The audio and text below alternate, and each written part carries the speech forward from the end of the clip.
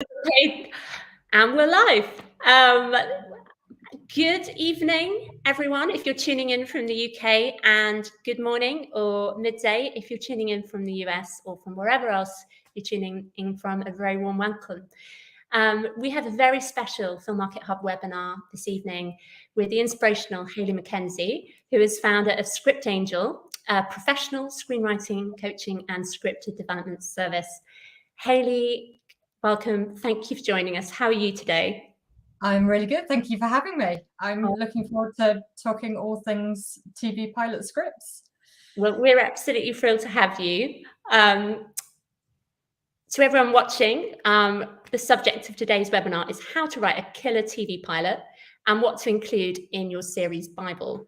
Particularly relevant to our current contest, which is the Film Market Hub International English Language TV Pilot Contest, which is still open for submissions until June the 16th. I'll be saying a bit more about that later on. But Hayley, you've been a pioneer in the UK, providing coaching and scripted development services to both emerging writers and the industry. Before we dive into the subject of your webinar, I'd just love to ask you to tell us a bit about your journey, what inspired you to start Script Angel, and the work you do through that. Thank you. Yeah, I've been doing this a really, really long time, and I feel incredibly blessed. I've been working with writers in scripted development for about 25 years, giving away my age. And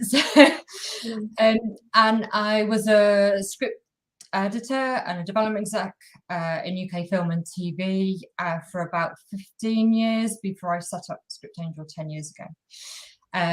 I founded it because I love working with writers and I love script development.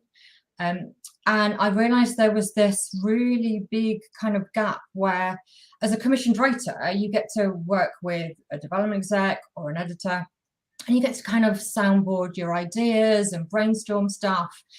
And together you have those conversations that kind of form a project. And you get somebody to kind of interrogate those ideas with you and give you feedback. And obviously, as a new writer writing on spec, you don't have access to that.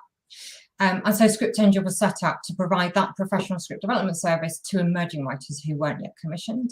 And that's very much what we specialize in. We work with emerging writers, typically writers who are on the verge of turning professional. So they'll often already be winning script competitions like Film Market Hubs or BAFTA Rockcliffe or competitions like that. But there's often a little bit of a gap between what they're doing on the page there and what an agent or the industry might be looking for. So we help them elevate their portfolio to that level. And we often work with semi-professional writers as well who are newly repped, who are getting their first commissions, but are probably still writing their own projects on spec as well. Yeah, that's us. Fantastic. And so how many years has Script Angel been going? Over 10. It was with me, and now I have an amazing team of really experienced, very supportive, nurturing script editors and development execs who work with all of our writers. Fantastic. And at any one time, how many writers do you work with? About 50 roughly across the team. Yeah, so quite a few. And we're just starting to get those really exciting success stories where the writers we've helped are now working and repped and getting their first commissions. And yeah, it's really exciting times. That's absolutely exciting. And we're thrilled to be, to have started a partnership with Script Angel this year at Film Market Hub as well, because I think, you obviously that kind of one-to-one bespoke service is so key in helping writers kind of come through and have those kind of developed projects ready to go. So for anyone watching, you don't know Script Angel, or you want to get some mentorship and one-to-one coaching, do check out Script Angel and learn more. So coming back to the subject of today's webinar, how to write delivering a killer script is quite a bold title, and I love it.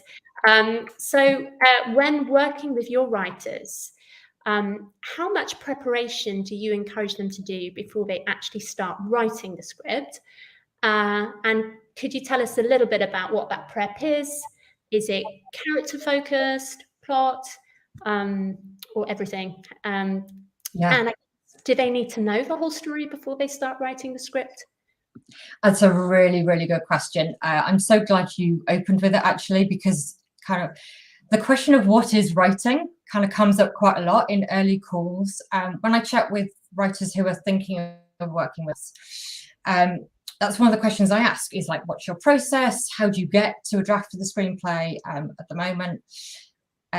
Because there's a kind of a bit of a misconception, especially with earlier stage writers, that screenwriting is the point at which you open Final Draft or your preferred screenwriting software package, and you start writing scenes, and you go from, you know, page 1 to page 60 if it's a pilot, or 90 or 100 if it's a film, and that's the screenwriting process.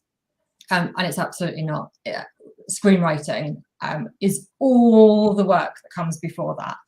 And a lot of what we do on the coaching is help our writers develop that more professional process.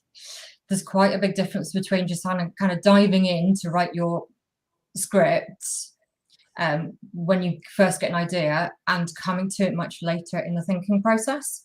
So in the professional space, the reason it kind of works the other way around is when you're a working writer, the idea is you develop an idea and you do lots of thinking, but you don't actually write the script until you've been commissioned. That's the ambition. That's where we're trying to get to. We're trying to get to a point where we pitch an idea, then we get commissioned to write the treatment, as in paid, and then they love the treatment. You do a few drafts, and then you get commissioned and paid to write the script. That means that you've got to have worked out pretty much everything about your idea before you write the script, because in the professional space, that's the last stage of the process. And so all of those other parts of screenwriting, the thinking about the idea, developing the premise, the concept, the characters, the story, the theme, the structure, all of it kind of has to come before you start typing scenes. So yeah, the short answer to the question is all of it has to happen before you start writing your script in an ideal world, and that's where you need to get to as a professional writer, ideally. Obviously, we recognize that most writers start their screenwriting journey by starting to write scripts, right? Just have idea, write screenplay, and then try and figure out all the issues with it and address the story and all those other things later. So we're very conscious that we're helping our writers develop that professional process, but that's the ambition, is that you've done all the thinking, because really screenwriting, as we all know, is thinking. It's not time tippy-tappy at the keyboard, it's thinking time. And thinking of ideas and creating ideas and interrogating ideas and questioning it, all of that has to come first.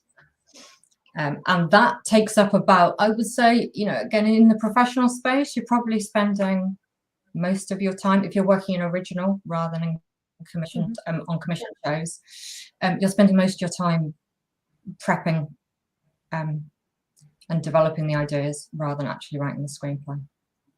Fascinating. Yeah. You know, of those, would you say, I mean, even for professional writers, that what kind of percentage of what they actually prep, do all the research and do all the pitches for, do they actually get to write? Or is that just impossible to kind of predict? But is it kind of like, if you want to be a writer, you've got to just be prepared to keep generating ideas and do all that research process in the hope that one of those ideas will get picked up and you can write it? Yeah, I think so. You know, a big part of the screenwriter's job is coming up with ideas, as much as it is executing that idea on the page. But even in that spec space, I would say, you know, investing that thinking time before you go to script will pay dividends. The reason, again, we do it is because when you go straight from I've got an idea to writing the screenplay, diving straight in without knowing the story, you'll end up probably, after you've interrogated it, you'll end up binning most of it. And if you don't, you probably should be, in the sense that you're probably keeping stuff because now it's on the page and it's alive in your head, and those characters have really said those things and done those things because you've written the scene. It's much harder to edit it. It's much harder to ditch a scene once it's fully formed, even if it no longer serves the purpose. If it doesn't serve your story and really it should go, it's very hard to make that editing decision because now you're quite attached to the scenes often. Yeah. So I'd say, yeah, it really does pay dividends to do a lot of development work up front, which can be really hard because if you're judging, you know, your writing time by writing scenes, you're going to feel like you're not doing any screenwriting. Yeah. So it's a bit of a kind of mindset shift that you have to make. And in terms of, you asked a really good kind of second part to that question, which was, because we're talking specifically about pilots tonight, which is a really different proposition for a feature. I mean, it's really obvious that in a feature, you're going to know the whole story before you start writing the first scene, probably, ideally. There's a bigger question mark over it. With a pilot, you might say, well, I know what the end of the first episode is, so I'm going to write the first episode, even though I don't know where the story goes for the rest of the series. Yeah. That happens quite a lot, but I would argue you still need to know where the story goes if you're writing a serialized story. And there's lots of reasons that we can kind of dive into a bit more later. But I think because the first episode is setting up the end of the series, I think you have to know what the end of the series is. It's a bit like, you know, that mirror image we all, you know, are familiar with in feature films. You know, that opening scene and that final scene, one has to pay off the other. Yeah. Everything about that opening is deeply connected to the final scene in your film, and the TV series is no different. So yeah, I think you do need to know where the story goes, which is even more work. Really good advice. And do you think, I mean, with that preparation before a writer comes to write a pilot, how much of that would you say is sort of protagonist driven or character driven, and should that inform the rest of the research and the sort of how the story's built, or does it really depend on, you know, maybe the plot is there and then you build the characters after? Yeah, I think it does depend, because you asked another good question kind of as part of that first question, which was around, you know, do you need to know the story? Do you need to have developed all your characters? I think it depends on the writer. Mm-hmm. So the other interesting thing that I kind of, as I started to work more with earlier stage writers and less with very experienced writers, I noticed that a lot of writers come to screenwriting from different kind of angles. Mm-hmm. So because I'd worked in TV drama development a lot, I'd worked in relationship dramas and crime dramas. And most of those writers were creating characters first and then forming story off character. But then I started to work in more kind of thriller type genres in film. And I realized that actually there's lots of really great writers, especially in those genres, in those really plotty, twisty, turny genres, that do come up with character secondary. Yeah. So they come up with a great plot. They don't really know who's in it. They haven't got, it's not character driven at all. It's just a great idea and great stuff is happening and it's full of intrigue and twists. And then the characters are developed afterwards. And no one way is better than another at all. As long as all of those elements of the script are really fantastically developed by the end, it doesn't matter what order you do them in. It just depends how ideas come to you. Whether a concept comes to you or a plot comes to you or characters and a world come to you, everybody's different and it doesn't matter. There's no right way of starting, but it all needs to be absolutely solid by the end of the process. That's so liberating, the way you just described it, because I think everyone is different, aren't they? And everyone has a different process. And I think it can be a mistake when, you know, especially when you're a new writer and you're told this is the way you must do it. And not everyone functions that way, you know, and so that's really liberating. And I'm sure a lot of our listeners will really benefit from that. So that's brilliant. Thank you. Okay, a lot of us, you know, we talk about craft and beats and acts, and you know, a lot of us we still don't really understand how to structure a pilot. You know, you can read books about it.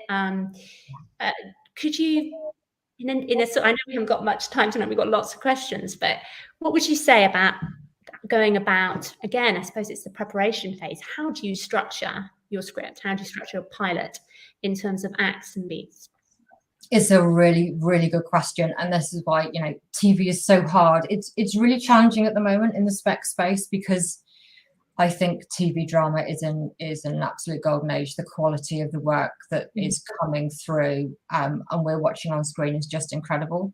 But writing a pilot, I think, is much harder than writing a feature because of that challenge, which is your pilot episode is functioning as both the first part of a longer story, but it also needs to have a beginning, middle, and end of its own, and it needs to hook. And I think that's incredibly hard to do. The biggest, I would say, the biggest challenge I find in developing pilots is most of the time what gets pitched to me for the pilot episode is the setup. So many times, and I understand why it happens, writers think that basically the inciting incident for the series story happens at the end of the first episode. And I think that's really tricky to take that approach. You can do it. It absolutely can be done. I've just read one today, actually, which is on my slate at Studio 21. And the story really gets going at the end of the pilot. And I think that's really problematic.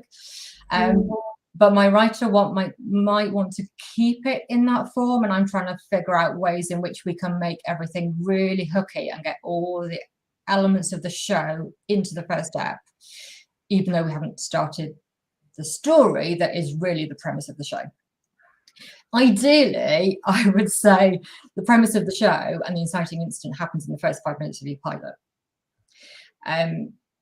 So I can give another example that as well as working with emerging writers, we're sometimes brought in to do scripted development for production companies and producers. And there's a really experienced writer and production company that I'm working with at the moment. And even there, it's a writer who's adapting her own novel. Obviously, I can't say who or what, but she's incredibly experienced. She's a showrunner, adapting her own novel. And the pilot episode that I read when I came on board, none of what the show is about was in the first episode. It was all a setup. It basically got the gang together, which is great, except it's not, because all the things I love about the show, which is these characters in the field interacting in a particular way, a certain dynamic playing out, a certain narrative drive at play as the show's kind of hook and premise, none of it was there. And it's like, well, if you pitch me this show and you tell me it's about this, why am I then not watching that in the pilot episode? Like, if you sold me that show, that's the show I want to see in the first episode. I want to get all that stuff on screen. I want to get those relationships up and running. So I think finding a way to start your story of the series as quickly as you can within the pilot is really helpful, because it stops it being a setup episode in which you're just making introductions, but the thing hasn't really got going yet. Amazing. It's a whole minefield the more you think about it with a pilot, because when you think about that whole series, and it could be like a six ep, or it could be like a 3-season, 4-season ongoing series. So it's like building this whole world, isn't it? It's so in terms of like when you're working with writers in terms of how to kind of advise them with that, so you're just to kind of summarize what you said, would you say that kind of getting to the heartbeat of the story in the first act is really important? Yeah, I really do. I think because it tells your audience what they're watching, exactly the way you would if you were writing a feature. If you say my film is this story, but then the first 15 minutes there's none of those characters and none of those things happening, and you're not in the world yet, you'd start to go, well, sorry, I thought I was watching a horror set here with these people, and where is it? So I think all the things that your show is, the theme, the world, the characters, the relationships, and the story engine that is the show, you need to get going in the first act. Sooner the better. Wow, that is really rich nuggets. Thank you so much. Moving on now to more about the kind of story itself. I mean, in a way, this is probably quite an obvious question, but how free should the screenwriter be especially if they're kind of writing a spec script as a first-time writer or as a very new writer? How free should they be in devising that story, or should they write and tailor it to fit where they are professionally in their careers? I guess what I mean there is, should it be quite contained, or should they just write something that's just, as something they're passionate about, no matter how ambitious or big the world is? Yeah, I think it's a great question, Ros. It's something we tackle quite a lot at Script Angel specifically, because one of the questions we ask our writers right at the beginning of the process is, particularly when they come to us and there's a specific project they want our help to develop, one of the first questions we ask is, what's the point of this script for you? Like, what's it meant to do for you? What's the intent in terms of leveraging it? Say we spend the next 6, 9, 12 months developing this to a really amazing standard, and you've got an incredible spec. What are we doing with it? What purpose should it serve for you? And the reason we ask that question is I think there's two different kinds of specs. I think one is really big and ambitious, and it's a calling card. It shows what you can do. There's a really fantastic sci-fi TV writer that I know very well who wrote a really big sci-fi feature, really ambitious, incredibly high budget, about 15 years ago, and it got her agent, and she then went on to create original TV series in this space. But even now, 15 years later, that feature, even though it hasn't been made yet, it's very expensive, it still gets her shows. It's still sent out by her agent as a sample. She had a really established career here, and she then went and got representation in the US, and it was that calling cards feature spec that got her representation in the US as well, 15 years after a career here. So I think a really big, ambitious, all guns blazing, or as intimate as you want, depending on your genre and your preferences, but an absolute example with no holds barred. This is what I would want to put on screen if I was given. It's like Danny Boyle said, there was a film he made, I think it was 127 Hours, where he said, this is my one free go on the roundabout.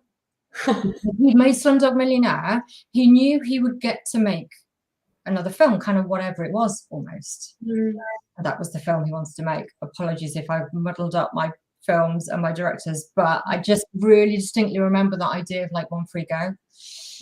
Like there's a script that maybe isn't that commercial, but it doesn't matter because I really I'm passionate about it.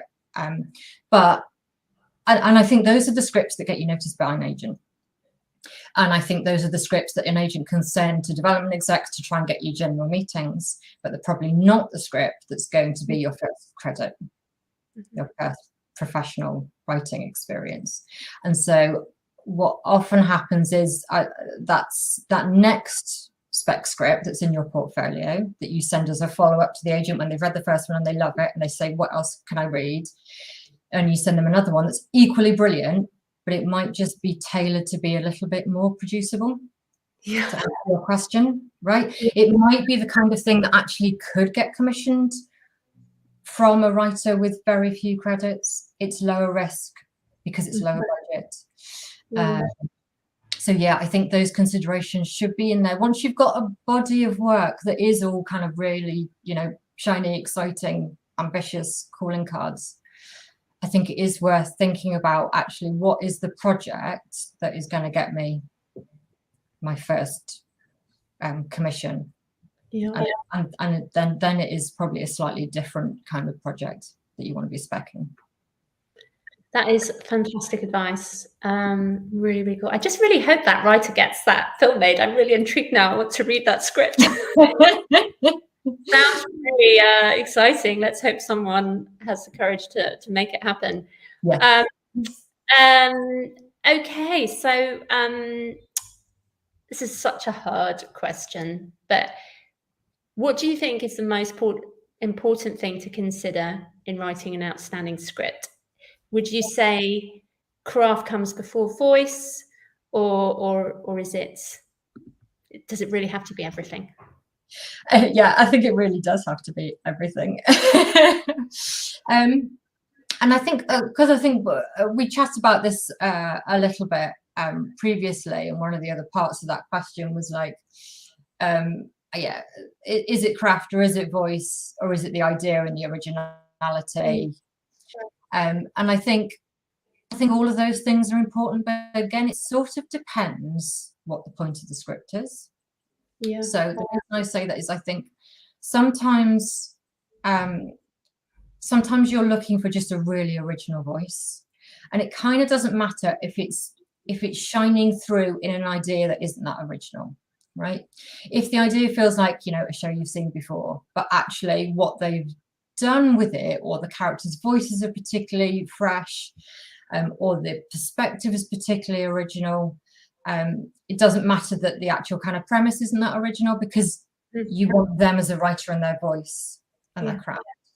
But for example, at Studio 21, when we run the script competition there, the actual originality and strength of the proposition itself, of the show, of the premise, of the concept, is just as important, because we're not looking at those scripts with a view to having a general meeting and discussing other ideas we might develop together. We want to pick up that project. Yeah. Studio 21 does pick up, as you know, the winning project through that script competition. So that the originality and strength and commerciality of that project is just as important as the way it's being executed on the page. So mostly it is about craft and voice.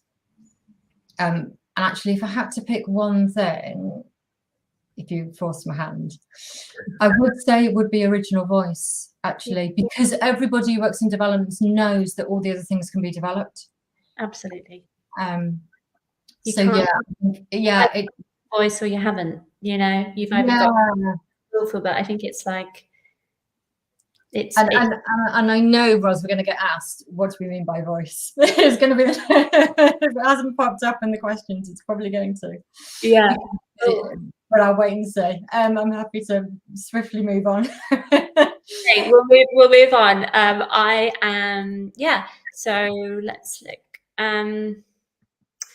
We've kind of, I think, next question, I think we've kind of answered. I was kind of thinking, what are the key components that take precedence? Character, voice, plot, originality. I think we've kind of answered that. Maybe just dive into one of those a little bit more, Ros, as you come on to the next questions. Absolutely. I was just going to say, in terms of like plot versus character, which I get asked about a lot, again, I think it depends on the genre you're in. Yeah. So, you know, there are some shows I watch because of the plot. I mean, Line of Duty, great example, right? Or anything Jed's developing, frankly, or exec producing. It's going to be the plot. It's going to be the what's happening, rather than who's doing it. Whereas if I'm watching The Splits, it's about those people. It's about those people and those relationships, and that's what hooks me, is those characters. Absolutely. So I think it depends on the genre. Yeah, absolutely. I suppose it depends on, because if it's a comedy, it's got to be funny. Whether it, you know, you could, the voice is important, but it's also can be funny maybe without having like a specifically razor sharp unique voice. It could still be funny, or a thriller could still be thrilling, you know, without necessarily being exceptionally different, you know. Yeah, I think kind of figuring out what your strengths are as a writer, you know, and one of the ways of doing that is probably, you know, but also it's kind of how do ideas come to me, because that tends to be what you're going to be strongest at on the page. And really leaning into that, but then being aware that those other aspects of the craft you might need to work a little bit harder on will help you, because ultimately, it all needs to be at a certain level. Just while we're on genre, I know that it's like, you know, we're seeing a lot of really exciting projects and writers where they're really just having such fun and playfulness, subverting genres. What do you think about that, and do you think you need to be quite an experienced writer to do that, or do you think you can just sort of be playful with it and try and kind of mix things up? Yeah, it's a really good question.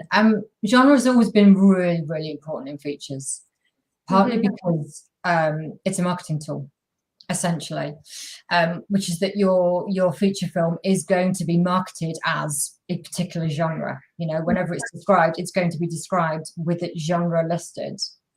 You know, it's a great new action film, it's a great new horror film. You know, it's how it's the language we use, and so audience have certain expectations. If they go and watch a film that's been sold to them as a horror, that's what they're expecting, and you have to be able to deliver that. And I think if you're blending genres or subverting genres, I think you do have to be really skilled, because you somehow have to both reach all those expectations that the audience has come with, understandably, but do it in an original way, and that is incredibly hard. Yeah, I think in TV, genre is less important in terms of the framing of it. So most people, when they're kind of bringing projects onto a slate, aren't looking for a particular genre. They just want an original idea, and it kind of doesn't matter what the genre is. Most TV production companies aren't quite as confined by genre as film is. And that, to be honest, is mostly all about budget and schedules, you know, over the last 50, 60, 70 years. TV just hasn't grown up in the same space with the same audience expectations about genre.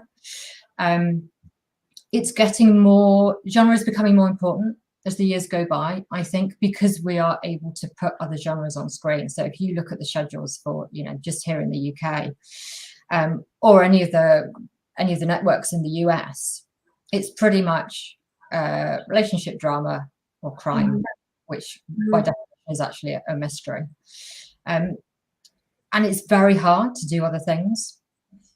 That's changed enormously since the SVODs came on. And now you can do a sci-fi show and whatever genre it is you want, there's a platform somewhere commissioning it. So I think genre is becoming more important in TV. And also, I guess with the sales, I'm just thinking aloud, but with the sales aspect as well, because there's so many more streamers wanting, in terms of the marketing, I suppose that's quite exactly, and finding their audience. And even now, when you look at, you know, because shows have never been defined by genre within TV, you just tune in at 9 o'clock on BBC One, and it is what it is, and you expect it to be good, but you're not choosing it by genre necessarily. Whereas when you go on any of the streamers, they're categorized by genre. Here's a list of action TV shows, and here's a list of character dramas, and so we are starting to see that shift in TV happen, which means that there's a greater variety of opportunities in terms of the kind of genre you can do in TV, which you absolutely couldn't do 10, 15 years ago. But it does mean that if you're stepping into those spaces, you absolutely have to meet those expectations, because now an audience is choosing it off an image, and it being defined as a horror TV show or a sci-fi TV show. So you have to meet those expectations. Fantastic. Brilliant. Are there, this is a bit of a strange question, but are there rules that can't be broken, or can you break the rules? The reason I say this is I actually listened to, I love Guillermo Arriaga, the writer of Babel. I heard him, he's got a great talk on, it's on the BAFTA Guru kind of talks. And one of the first things he says, the only rule about screenwriting is that there are no rules, which is really interesting. But what do you think about that? Do you think there are rules? Because he's a very specific, I mean, obviously he's a kind of auteur, writer, and you know, when you reach a certain point, you can say, you can break the rules, but would you say to start out, you kind of need to follow a set of rules? Or I think there's only 2 rules. And this is going to be controversial as well. One is, don't be boring. So whatever you do in that scene on that page has to make me want to watch the next scene. I mean, that is your only job as a screenwriter, is to make me stay, right? That's That is number one. How you do it, I don't care. Honestly, Brilliant. I don't care what device or technique you're using to do it. As long as you make me want to stay, you've done your job. And that means, you know, everything is open to you. And then we can talk about different techniques you can use to do that, because it's not all about hooking and plot and stuff. Yeah. But essentially, you've got to keep me wanting to know what happens next in some way. Yeah. That isn't as plotty as you think it is.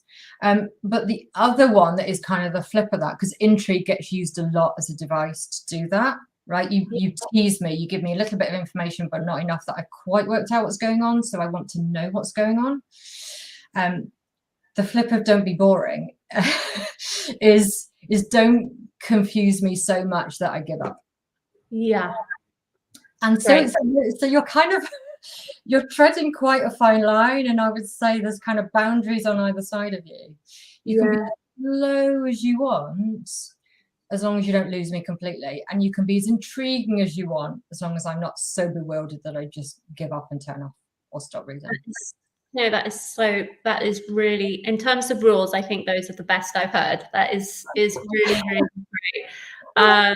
Yeah, because I suppose I read so many. The joy of doing what I do at Script Angel now, and another kind of personal reason I set it up, is that I have really eclectic tastes. And so when you work in a production company, you tend to gear towards a particular type of thing. And so you're only looking to put that kind of thing on your slate. And I found that really challenging, because I wanted to work on, you know, a horror film one day and a sitcom the next. And so at Script Angel, we do that. You know, we work with writers in both film and TV in absolutely every genre. And so I've had to think a lot about, like, actually, what is it that's kind of making me stay, and what's making me pull out of that script.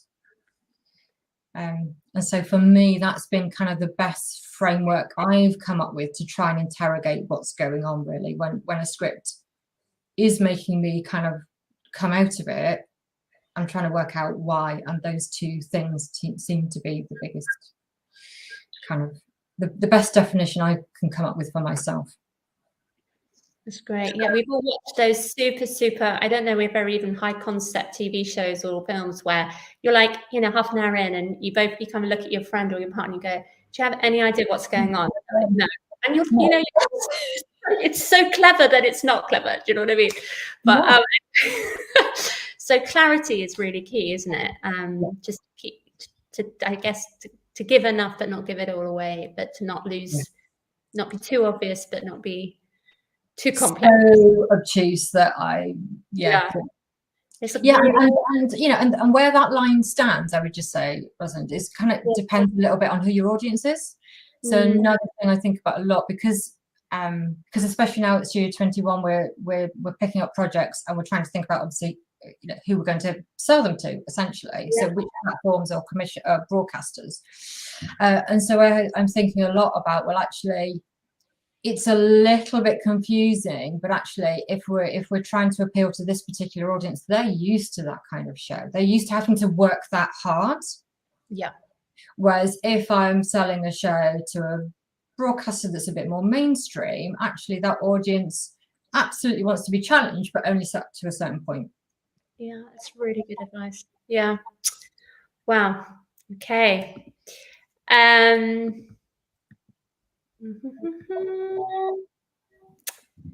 Okay, so I am going to ask, before I come back to voice, because I've seen, we've got, just to everyone watching, thank you for the questions, do keep them coming. We will come to ask, I'm going to move on a bit because we want to leave time. Yeah, because we want to talk about the series pitch documents. So very quickly, 2 further questions before we move on to the series Bible. When do you know if you're overwriting? Because that, I guess, you know, if you're new to writing and you're not, you haven't written that many scripts, how do you know when your script's ready, or if you're overwriting? How many drafts should you do before you kind of send it out? That's a really good question. So as many as it takes, there's absolutely no set rule.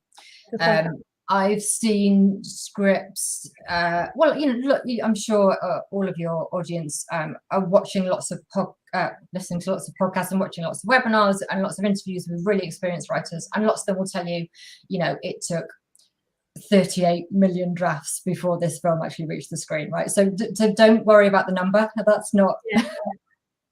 If you're writing V6 and then V26 and you're still going at it, it doesn't matter. It takes as long as it takes, and it takes as many drafts as it takes. So don't kind of set that kind of limit on yourself, I would say. Can you overwrite it? Yes, but I would say that tends to happen more in commission development than it does writing on spec. Most scripts that are written on spec could do with more interrogation, not less. Okay, great. Not quite watertight. Yeah. In the sense that I should be able to ask a question of any scene and it absolutely needs to be there, like, and it should be like Jenga, where I can't take it out without the whole thing falling apart, because it's that tightly and intentionally written, so that there's a purpose behind not just every scene, but every moment within that scene, and every line of dialogue, and every action that every character is taking. Everything should be so full of intention. You designed it within an inch of its life. That's absolutely fine.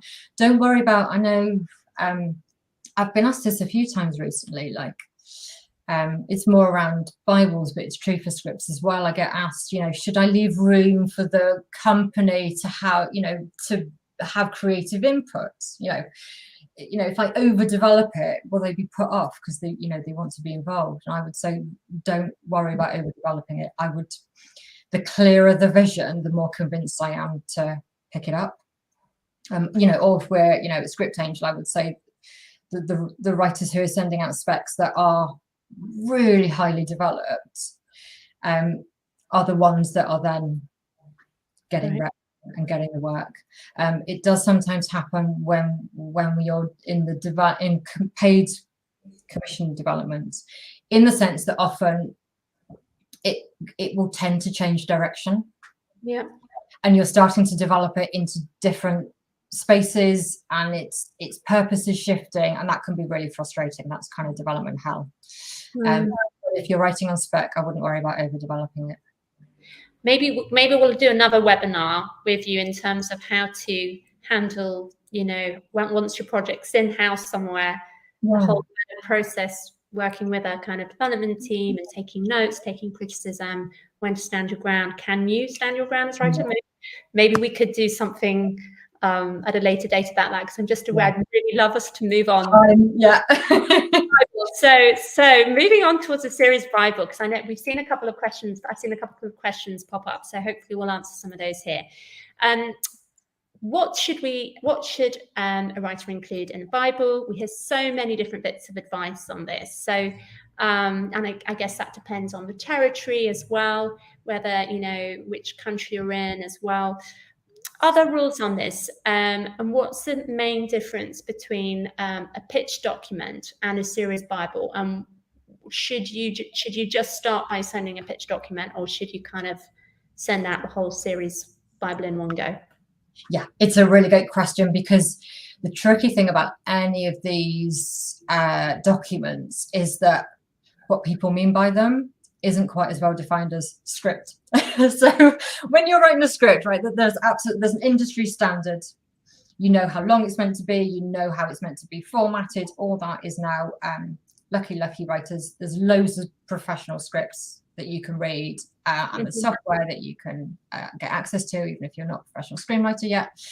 So you can absolutely know what a script is meant to look like.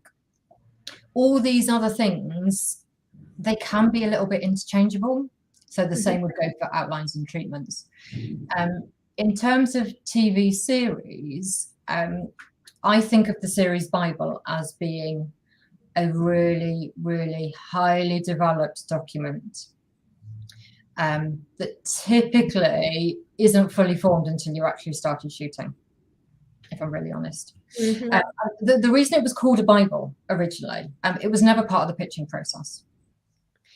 It was something that evolved on the continuing drama series here, because you're commissioning new writers onto a show that already exists, where there's a very long history, where the characters are really well developed, the relationships have a long history. The Bible was the thing that an incoming writer could pick up and go, okay, I can write for this show. I know everything I need to know to write for this show. So if you get permission to write an episode of EastEnders or CSI, you get given the Bible, you know who everybody is, you know what everybody's done in the past, you know everything you need to know, you know the format. It does what it says on the tin. It's meant to be a Bible, has everything you need to know in it. If that's your term of reference. So it's unusual for you to develop a series Bible as a pitching document, because I would expect the Bible to be, you know, 50 pages long. Yeah. Right. It's a blueprint that contains absolutely every imaginable piece of information, and I don't need that much information in order to know whether I want to pick the show up or not. Yeah. And it's interesting, actually, Rosalind, just kind of anecdotally, because obviously, you know, we've partnered with Film Market Hub, which we're really excited about as well, and quite a lot of our writers are now putting their projects on. They're very exciting projects, and they're very excited by that opportunity. And one of the things that has thrown them is the requirement to have a series Bible. Their understanding of a Bible is something really substantial that has the answer to every question. And what we're used to developing on spec is a series pitch document, which is much shorter. And I guess for many production companies, they're not going to read a 50-page document and probably put them off. They just actually want to read a 2-page or 3-page pitch that grabs their attention. Exactly. I mean, the series document is a bit like the one-pager for features, but a little bit more extensive because so much of the story is not in the script. Yeah. So it's meant to serve the purpose of giving context. Well, it serves two purposes, the same as a one-pager does in a way, which is it's a shorter document that might persuade someone to read the full 60-minute script. But it also provides context, because even when I've read the script, I don't know what the story is I'm buying. Because I didn't get to the end of it in 60 minutes, because the story happens in episode 2, 3, 4, 5, and 6. So the idea of the series pitch document is just an accompanying piece of work for context for the pilot, to tell me actually where does the story go after this. And you might also add other things into that as well. You might talk about the themes of the show. You might give some character biographies, especially if there's characters who come in later in the series that are significant that you won't have encountered in reading the pilot. You might talk, you know, you might put a creative statement in there, why you've written the show, what it's important, why it's important to you. I want to know the format. You know, do you intend the pilot to be 1 of 6 or 1 of 20, or is there a plan for series 2 and 3? So it's all that kind of additional information that the pilot on its own won't give me. But that's what it needs to do, and it needs to do it as succinctly as possible. 2 pages is fine. It's definitely worth having a 2 to 3 page version. So for projects, for example, that we're picking up at Studio 21, what they will have sent in to the script comp would have been something that was about 2 to 3 pages. For the projects we're now taking onto the slate and developing further, ready to take to broadcasters and platforms, we will need something more substantial than that. Because we're going to ask someone to part with an awful lot of money for a green light. And so we need to do a much bigger piece of development work on the series. But that document will be much more substantial and closer to a Bible. But when you're writing on spec, you only need a couple of pages, really. Brilliant. That is so helpful. I think, you know, that thank you for just clarifying that, because I think there is a lot of confusion, and I think it's different. You know, different countries have different methods of this, and what they don't deem a pitch and what they deem a Bible is different, perhaps in different places. So, but yeah. So if everyone wants, they, you know, just start with a 2 to 3 page document. I mean, I would say when you're working on spec, it's worth having different versions. It's a bit like, so when I used to script edit on the brilliant Casualty, award-winning show, and very recently award-winning too. One of your jobs as a script editor is to write the synopses. And that means writing different versions of the episode story ready for different publications. So you had to provide the press team with, you know, a 1-sentence version and a 3-sentence version and a short paragraph version and a long paragraph version and a 1-page version. So it's where, you know, at some point, all of those things will be useful. So even if you've got, you know, a series pitch doc that runs to 10 pages, that's great. You know, hopefully, you know, you will make use of that at some point, but it's also worth having a shorter version up your sleeve. And it depends who's, you know, if someone's asking for it, or if a competition is asking you to submit it, they should tell you rough page count if they use a term like Bible or pitch doc. Okay. They should say how many pages they're looking for. That's great feedback. Thank you. We will clarify that as well. well. It's true for us as well with Studio 21, you know, because a while to realize actually just using the term, you needed a bit more behind that in terms of what did I mean by that? What am I actually looking for? Totally. And just, you know, again, with the actual document, you know, we're getting, you know, we're living in, you know, especially in the TV spec, but also in the TV space and also in the film space, I guess there's greater sophistication. There's so much talent out there. How polished should your document be in terms of kind of picking up the tone of the project, visuals, you know, having it presented in a very slick, designed way? Is that, you know, obviously not everyone might be able to afford that, but is that a kind of worthy investment? It's another really great question, Rosalind. I would say, in terms of an accompanying document to give context for the pilot, it can be just prose and really simple and only a couple of pages. It doesn't need a single image on there in the first instance. Right. That said,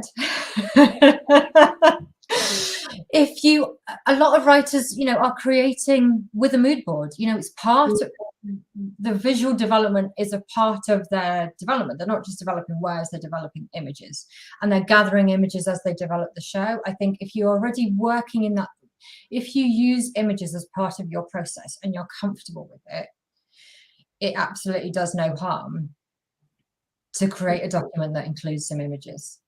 But if you're not and you don't worry about it. It's a bit like the question, you know, filmmakers get asked, or I get asked in the film space a bit about, you know, I've written a screenplay. Should I now go and produce a teaser or a short as proof of concept for the feature screenplay I've got? And my answer would always be, it depends how good a filmmaker you are, right? If you've written an amazing script, but you don't have the resources or the skills to produce an amazing visual representation of that in short form, don't do it, because you'll damage the chances of the script. If the script is better than the short you're going to produce, then don't go down the short road or the teaser road. It depends. The accompanying project has to be as good as you are as a screenwriter on the page. So play to your strengths and don't worry about it if imagery is not your thing.